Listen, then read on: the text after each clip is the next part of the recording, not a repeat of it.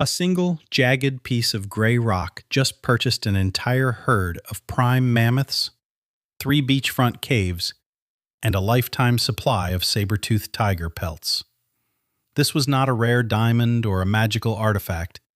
It was ordinary flint, the exact same stone lying around the riverbanks for millennia. Welcome to the prehistoric valley's first recorded financial bubble, a masterclass in psychological warfare where a single clever tribe turned a common fire starter into a hyperinflated luxury asset.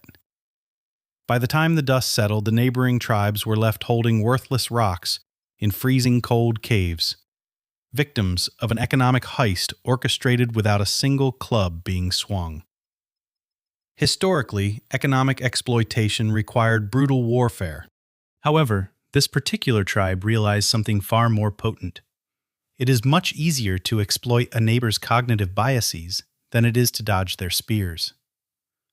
The valley was trapped in a classic economic vulnerability: total over-reliance on a single commodity for survival, zero market diversification, and a catastrophic lack of critical thinking. Here is exactly how the grand illusion was pulled off.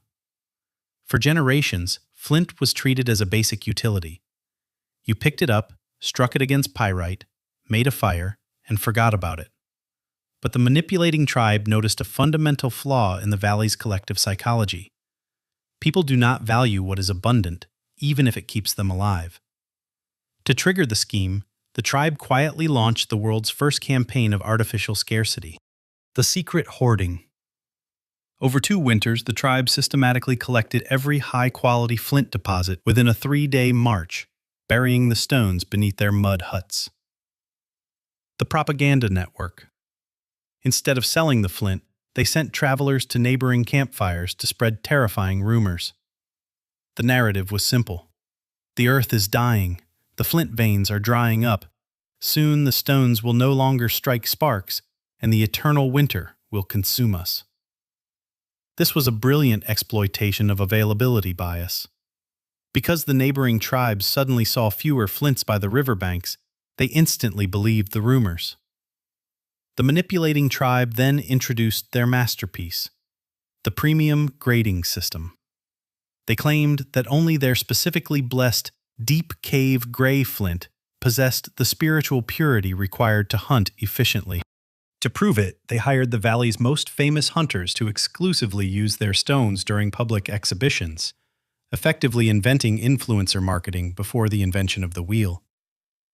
The bait was set, and the valley swallowed it whole. Panic buying began.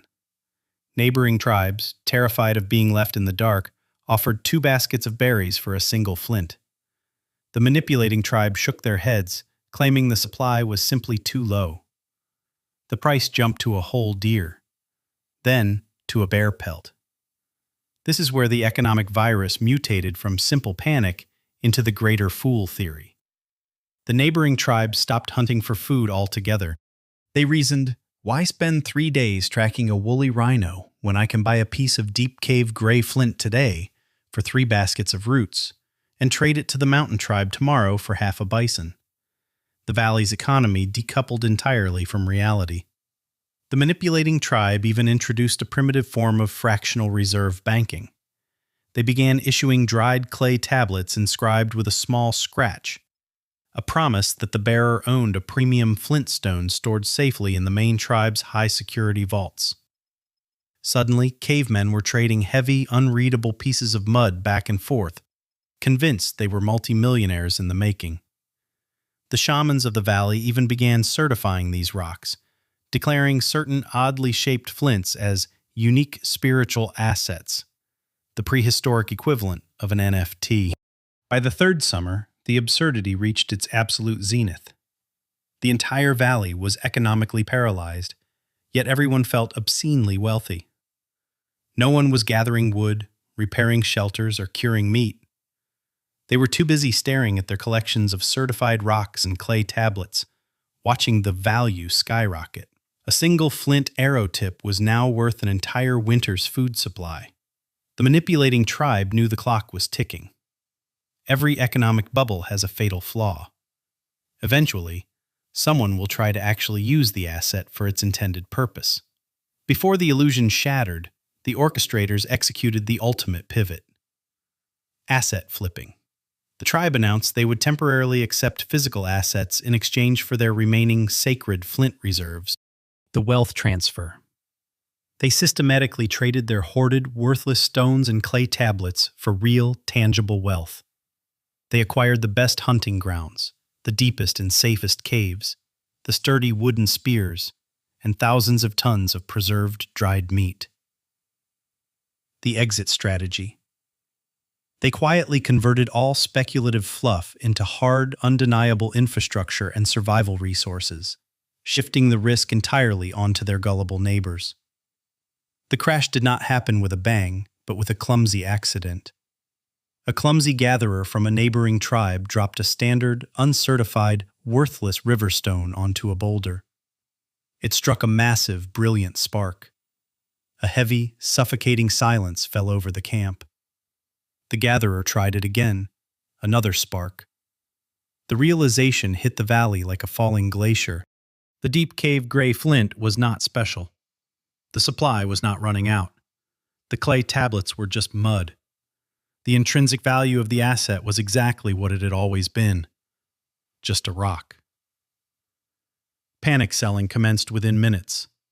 The price of flint crashed by 99.9% in a single afternoon. Tribes rushed to the manipulating tribe's village to demand their mammoths and caves back, waving their clay tablets in the air. But the manipulating tribe simply pointed to their newly fortified caves, guarded by elite hunters armed with the very spears the neighbors had traded away. The orchestrators calmly explained that market conditions had changed, and unfortunately, all sales were final. Looking back at the great flint heist, the true tragedy was not the cleverness of the scammers, but the complete absence of critical thinking among the victims. The entire valley fell prey to glaring logical fallacies that remain identical in the modern world. The fallacy of sunk cost. Tribes kept trading away their actual food supplies just to protect the value of the flints they already owned, believing that if they stopped buying, their previous investments would be validated as failures. The omission of source verification. No one ever checked if the flint mines were actually empty. The neighboring tribes relied entirely on asymmetric information provided by the very people selling the product. The confusion of price with value. The valley confused the utility of fire-making with the speculative price of the tool. A stone can only keep you warm once at a time. It cannot feed an entire village through a winter through its mere existence in a display basket. The manipulating tribe did not conquer the valley with brute force or superior intelligence. They simply built a mirror that reflected the valley's own greed, laziness, and fear back at them. As the winter winds began to howl, one tribe sat warm and fed in the best shelters, while the rest of the valley sat in the dark, staring at a pile of cold, silent stones. Finally learning the hard way that you cannot eat a bubble.